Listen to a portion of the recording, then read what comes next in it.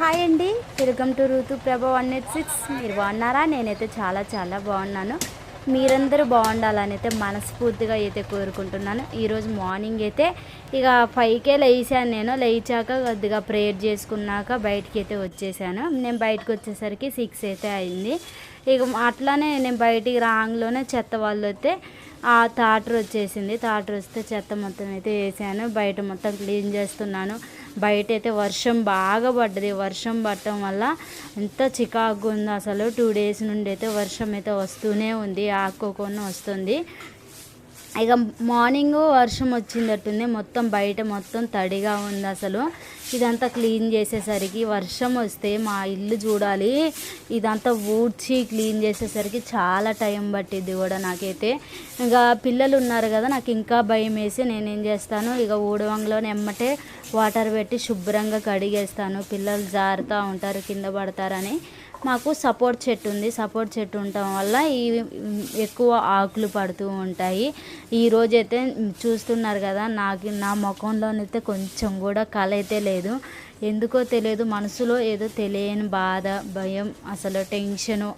ఆ మనసుకి చాలా బాధగా అనిపిస్తుంది అసలు. ఎన్నో ఆలోచనలు ఉంటాయి కదా, ఇక పండుకునేటప్పుడు ఎంతో ఆలోచనలు వస్తూ ఉంటాయి. మళ్ళీ మార్నింగ్ లేచాక కూడా ఇక అదే ఆలోచన అయితే ఉంటుంది. బాగా డల్గా అనిపిస్తున్నాను కదా, ఫేస్ చూస్తే అర్థమవుతూనే ఉంటుంది. ఇక మా ఖుషి లేచిండు, బయటికి వెళ్ళి బ్రష్ చేసుకుంటా అని అయితే వెళ్ళిండు. ఇక అలానే వాళ్ళ ఫ్రెండ్ వస్తే వాళ్ళ ఫ్రెండ్తో మాట్లాడిన తర్వాత బ్రష్ చేసుకుంటుండు. ఎందుకో నాకు అసలు నిన్నటి నుండి చాలా బాధ అనిపిస్తుంది మనసుకి. అంటే కొద్దిగా చిన్నగా ఇంట్లో ఏమన్నా గొడవ జరిగినా కానీ, నా మధ్యన ఏమన్నా గొడవ జరిగినా నేనైతే నాకు ఇక చాలా బాధ అనిపించిద్ది. నాకు ఎందుకో నా మనసు అట్లా మస్తు బాధ అనిపించిద్ది. అలుగుతాను, తర్వాత ఏం తినను, బాధ అనిపించిద్ది. ఇక ఈ మధ్యనైతే ఇక గొడవ అయితే ఏమీ లేదు, కానీ మా మధ్యన బాగా వారం రోజుల నుంచి బాగా అయితే పనికి వెళ్తుండు, నైట్ పని కూడా చేస్తుండు. మనిషిని చూస్తే బాగా నీరసంగా ఉంటుండు, అసలు చేత కావట్లేదు. నైట్ పని ఎందుకు చేస్తుండంటే ఇక పిల్లలకి ఫీజు కట్టాలని బాగా ఒత్తిడి చేస్తున్నారు టీచర్స్ అయితే. ఇక ఫీజు కట్టకపోతే పిల్లలకి ఎగ్జామ్స్ అని అయితే అంటున్నారు. ఆ ఆలోచన మీద నైట్ పనులు ఉంటే నైట్ పనులు కూడా చేస్తుండు పిల్లలతో పాటు. ఇంకా చాలా బాధ అనిపిస్తుంది మనిషిని చూస్తే. చాలా కష్టంగా ఉంది నాకైతే. ఏంటంటే అదే నేను ఏదో ఒక హెల్ప్ చేయొచ్చుగా, నేను ఎందుకు వెళ్ళలేకపోతున్నా, నన్ను కూడా పంపించట్లేదే అని రోజైతే ఇక తగాదు కూడా పెట్టుకుంటున్నాను. నన్ను పంపించచ్చుగా, నేను కూడా పని చేస్తా, కానీ ఒక్కడివే చేస్తున్నాను అని కూడా తగాదు పెట్టుకుంటున్నా. ఇక బావైతే నేనేమో అరుస్తా ఉన్నా, బావేమో నేను పంపించలే, వద్దులే, వెళ్ళకు నువ్వు, నేను చూసుకుంటాలే పిల్లలతో, నీకు ఇబ్బంది అయింది, నీకు అసలే నడువులు నొప్పులు ఉన్నాయి. ఒకసారి అంటే మేము ఒక 5-6 నెలల క్రితము హాస్పిటల్కి వెళ్తే వెన్నుపూస అరిగిందని చెప్పారు నాకు. ఇక ఇట్లే పని చేసుకోవటం వల్ల, పిల్లల్ని చూసుకోవటం వల్ల, వర్క్ ఎక్కువ ఉండటం వల్ల ఇక నేను ఏ పని చేసినా చాలాసేపు చేయటం అవుతుంది. బట్టలైనా అంట్లైనా ఎక్కువ పట్టడం వల్ల వెన్నుపూస వచ్చింది. నొప్పి బాగా వచ్చింది. నొప్పి బాగా రావటం వల్ల బాగా అప్పటి నుండి ఇక నువ్వు అసలు ఎటు వెళ్ళదు. ఫస్ట్ నుంచి పెళ్ళైన కాడ నుండి తోలలేదు. ఇక పెళ్ళైన కాడ నుండి కూడా ఒక్క పని కూడా నిజంగా ఎప్పుడైతే తోలలేదు అసలు. ఇది మా బావకి ఆన్సప్ చెప్పాలి అసలు. మా బావనైతే చాలా మెచ్చుకోవాలి. ఇంకా నాతోటి ఉన్న వాళ్ళని నేను అందరినీ గమనిస్తూనే ఉన్నాను. అందరి విషయాలు ఎట్లున్నాయంటే విడాకులు తీసుకొని భర్తలు సరిగా చూసుకోకుండా తాగి అట్లున్నారు మా ఫ్రెండ్స్. కానీ మా బావ ఫస్ట్ నుంచి కూడా నన్ను చాలా బాగా చూసుకుంటుండు. అసలు ఎంత కష్టమైనా కానీ నేను మంచిగా చూసుకోవాలన్న ఆలోచనతోనే చూసుకుంటుండు. ఎందుకంటే నన్ను ప్రేమించి పెళ్లి చేసుకుండు కదా.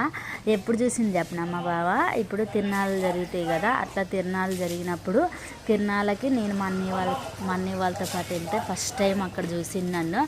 ఇంకా అసలు నాకు కూడా తెలియదు కానీ బావ నన్ను చూసిందంట. తర్వాత వాళ్ళ ఫ్రెండ్కి చెప్పిందంట. అంటే వాళ్ళ ఫ్రెండ్ ఎవరు, మా బాబాయే. బాబాయ్ కావటం వల్ల చూసి ఎట్లా సంగతిరా మరి పెళ్ళి చేసుకున్నాం అనుకుంటున్నా అడుగుదాము అని అన్నంట. ఇక తర్వాత నాకు మా వదిన ద్వారా మా అన్నయ్య ద్వారా అయితే ఇట్లా తెలిసింది. తెలుసని నేను అన్న ఫస్ట్ టైం అప్పుడు నాకు తెలియక నేను అన్న కదా, నా ప్రేమ అప్పుడు అలా ఉంది. ఏంటంటే పెళ్ళి అయ్యేటప్పుడు తల్లిదండ్రుల ప్రేమ ఎక్కువ ఉంటుంది కదా. నానైతే ఫస్ట్ అడగటం ఏం అడిగాను తెలుసా మీకు? మా అమ్మని నువ్వు మంచిగా చూసుకోవాలి అని నేను అడిగాను. నాకు అప్పుడు ఇక మా బావ అప్పటి నుండి కూడా ఊరికే గుర్తు చేస్తాను, మీ అమ్మని మంచిగా చూసుకో అని చెప్పావు కదా నువ్వు అప్పుడు, నీకు చిన్నప్పటి నుండే మీ అమ్మ అంటే ఎంత ఇష్టమో అంటే నేను అన్నాను కదా. ఇక మమ్మల్ని బాగా ప్రేమగా చూసుకుంది, మమ్మల్ని ప్రతి విషయంలో ఇబ్బంది లేకుండా చూసుకుంది. అందుకే అమ్మ అంటే నాకు చాలా ఇష్టము. ఇప్పటికైనా నాకు ఉప్పు అయినా కారం నుండి అమ్మ తెచ్చిస్తూనే ఉంటుంది. నేను ఇబ్బంది పడుతూ ఉంటాను, నేను తీసుకోలేవను, మళ్ళీ గింజలు తీసి అదంతా చేస్తారు కదా, మిల్లి పట్టించుకొని రావటం ఇట్లా అయితే నేను చేయలేవనని అమ్మే చేసుకొని వచ్చింది. ఇప్పుడు కూడా ఒక్కోసారి ఒడ్డు అలాంటివి కూడా మాకు పంపిస్తూ ఉంటుంది. ఇంకా నాకు అసలు మనసులో ఎప్పుడు బాధ అనిపించింది, మా అమ్మ నాకు ఇట్లా చేస్తుంది, మా అమ్మని నేను బాగా ప్రేమగా చూసుకోవాలని అయితే నాకు ఉంటుంది. ఇంకా ఇంటికి వెళ్ళొస్తే ఇక్కడ నుండి ఏం తీసుకెళ్తానో వెళ్ళను నాకేం తెలియదు, కానీ ఉత్తి బట్టలతో వెళ్తాను. కానీ అక్కడ నుండి వచ్చేటప్పుడు 2-3 సంచులతోనైతే వస్తాను. ఏదో ఒకటి తీసుకొని కంపల్సరీగా వస్తూనే ఉంటాను, అమ్మ పంపిస్తూ ఉంటుంది. ఇక నేను ఇవాళైతే ఏం చేస్తున్నానో అసలు మీకు వంట ఏం చేస్తున్నానో చెప్పలేదు. అన్నం అయితే ఉడికేసింది. అన్నం ఉడికిన తర్వాత ఇక ఈరోజైతే కొత్తిమీర రైస్ చేద్దామని అయితే అనుకున్నాను. తాలింపు పెట్టి ఆనియన్స్ అని పచ్చిమిర్చి వేసి మగ్గ పెడుతున్నాను. అలానే శనగపప్పులు ఇట్లా అన్నీ వేసుకొని మనం తాలింపు చేసుకోవాలి. మిక్సీ పట్టేటప్పుడు కారం, ఉప్పు, తర్వాత కొంచెం అంత పసుపు నేను తాలింపులో వేసానని ఇక దీంట్లో అయితే వేయలేదు. పసుపు వేసుకోవాలి, ఉప్పు వేసుకున్న తర్వాత మిక్సీ పట్టుకోవాలి, మిర్చి వేసుకోవాలి. మిర్చి ఎందుకంటే మనకి ఘాటు మంచిగా, కొంతమంది తినేవాళ్ళు ఉంటారు, కొంతమంది తినే వాళ్ళు ఉంటారు. ఇక నేను పిల్లల కోసం అని కొంచెమే వేసాను, ఒక 2 మిరపకాయలు వేసాను, కారం కొంచెం అంత వేసాను టేస్ట్కి. ఎందుకంటే బాగా కూడా తింటాడు మార్నింగ్ ఇలా టిఫిన్ లాగా చేస్తే. అందుకే ఇక నేను అలా అయితే చేసి వాళ్ళకైతే క్యారేజీకి అయితే రెడీ చేస్తున్నాను. మంచిగా ఇలా మగ్గిపోవాలి, బాగా మగ్గింది అనుకో టేస్ట్ ఎక్కువ ఉంటుంది. ఒక్కోసారి మనం పచ్చళ్ళలాగా కూడా వేసుకొని తినొచ్చు, చాలా బాగుంటుంది. ఇక అన్నం అయితే గిన్నెలోకి తీసి కలుపుదామని అయితే గిన్నెలోకి తీస్తున్నాను.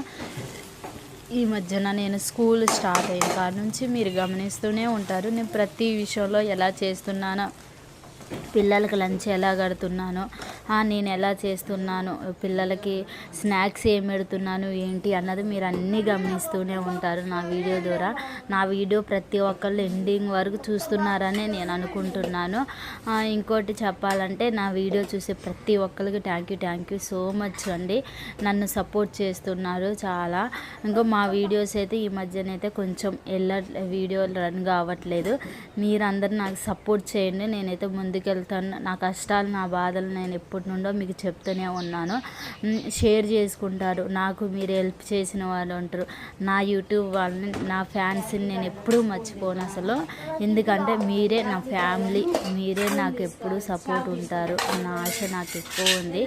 ఎందుకంటే ఇప్పుడు ఇంట్లో వాళ్ళ సపోర్టు ఉంటుంది, దాంతోపాటు మీ సపోర్ట్ ఇంకా ఎక్కువ, మీరు ఎక్కువ మంది చూస్తారు, మీ సపోర్ట్ ఎక్కువ ఉంటుంది. మీ కామెంట్స్ ద్వారా నాకు బూస్టింగ్ వస్తుంది. మీరు ఒక కామెంట్ చేశారంటే ఎంత హ్యాపీగా అనిపించిద్దో తెలుసా నాకు.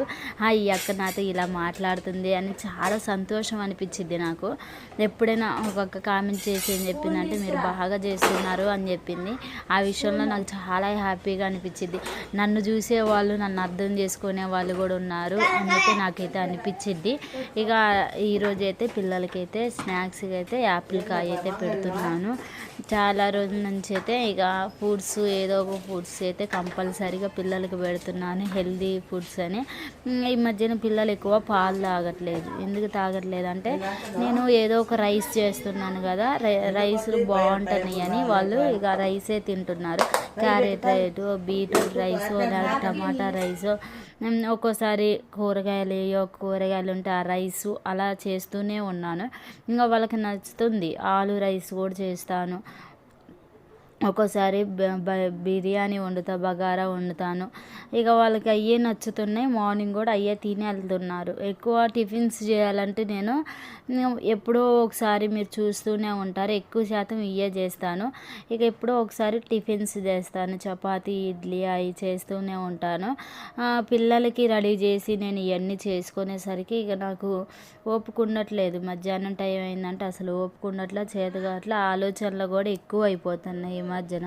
ఇగో మనకి ఆలోచనలు ఎక్కువైపోతే అసలు మన శ్రద్ధ ఎలా ఉంటుంది అంటే చెప్పలేము, అట్లా ఉంటుంది. అంటే మన మనసు, మన ఆలోచనలు ఎక్కువయ్యి తట్టుకోలేము. కళ్ళు తిరిగినట్టు నీరసంగా చేసే పని మీద శ్రద్ధ ఉండదు. ఇక్కడ చూస్తున్నారు కదా, గింత కూడా నాకు అసలు చేతగా అట్లా ఓపిక లేదు. ఇక పిల్లగాన్ని తీసుకుపోవటానికి అయితే వెళ్తున్నాను. స్కూల్ కాడికి అయితే బస్సు ఎక్కించాలి కదా, బస్సు పిల్లగాని కాడికి అయితే వెళ్తున్నాను ఇప్పుడైతే. ఇక మా ఖుషి రెడీ అయ్యి వస్తుండే చూస్తున్నారు కదా. నా ఫేస్లో ఈరోజు గింత కలగోలేదు, అసలు ఓపిక లేదు నాకు, అందుకే గింత కలగోలేదు. ఇప్పుడైతే ఇక దవదావ బస్సు వచ్చిద్దేమో అని దవదావ అయితే ఉరుకుతుండు. ఇక ఎప్పుడైనా పిల్లల్ని స్కూల్కి తోలేటప్పుడు ఇట్లనే మనం లేగాలి, తొందర లేచి చేసుకోవాలి. లేకపోతే మన పిల్లలకి ఇబ్బంది అయ్యిద్ది, వాళ్ళకి టయానికి అందదు, ప్రేయర్ అందాలి కదా, ఇబ్బంది అయ్యిద్ది, చాలా టైం పట్టింది. ఈరోజు వరలక్ష్మి వ్రతం అని మా చిన్నపిల్లలకైతే 10కి ఉంది స్కూల్ అని చెప్పారు. ఇక కొంచెం లేటుగానే బయలుదేరుతాను. ఇక్కడ పువ్వులు అయితే అమ్ముతున్నారు, ఇక చూస్తున్నారు కదా, ఇలా పూలు అమ్ముతారు, ఇక్కడ కొత్తగా పెట్టారు. ఇక ఈరోజు బుక్స్ తీసుకున్నాం పిల్లగాడికి. ఫ్యాడ్ అడుగుతుండు చాలా రోజుల నుంచి అయితే. ఆంటీని అడిగి ఫ్యాడ్ తీసుకుంటున్నాను. ఆంటీ అనగా ఫోన్పే కొడతామంటే కొడతారా అని చెప్పాను. ఇక ప్రతి విషయంలోనైతే మాకైతే ఇక కొన్ని కష్టాలు, బాధలు ఎన్ని ఉన్నా అవన్నీ ఎదుర్కొంటూ ముందుకైతే వస్తున్నాము. మా వీడియో అయితే చూస్తున్న ప్రతి ఒక్కళ్ళు ఒక లైక్ అయితే కొట్టండి కంపల్సరీగా.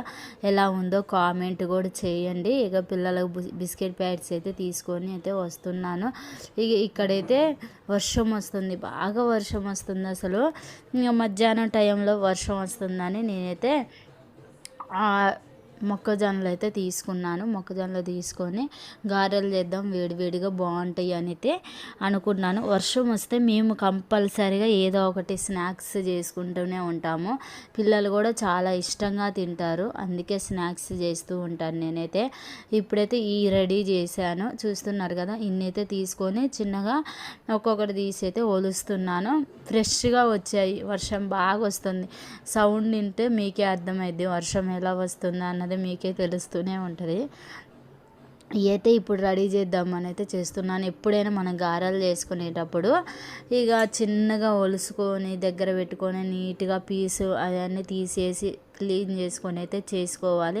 అదేంటో తెలియదు, వర్షం వస్తే నాకు కంపల్సరీగా పిల్లలకి ఏదో ఒకటి చేయాలన్న ఆలోచన అయితే వస్తూనే ఉంటుంది.